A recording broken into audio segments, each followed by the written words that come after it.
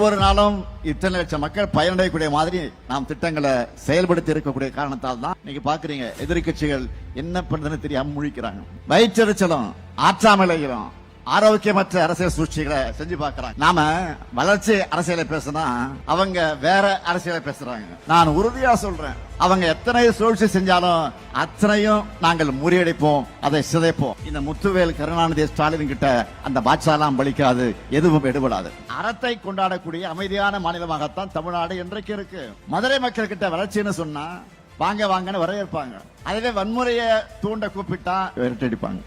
நீங்க எப்படி பந்து வீசினாலும் தமிழ்நாட்டை பொறுத்த வரைக்கும் அதை அடிக்கிறது சிக்ஸர் தான். கடைசியில டோர்னமெண்ட்ல சாம்பியன் நாங்க தான். அனைத்து மதத்தினரும் அங்காளி பங்காளியா பழகிற பாசக்கார மதுரை மண்ணிலிருந்து உறுதியா சொல்றேன், எங்க தமிழ்நாட்டில் என்றைக்கும் பெரியார் ஏத்தின சமத்துவ தீபம் தான் ஒளிரும். உங்களால் அதை தடுக்க முடியாது.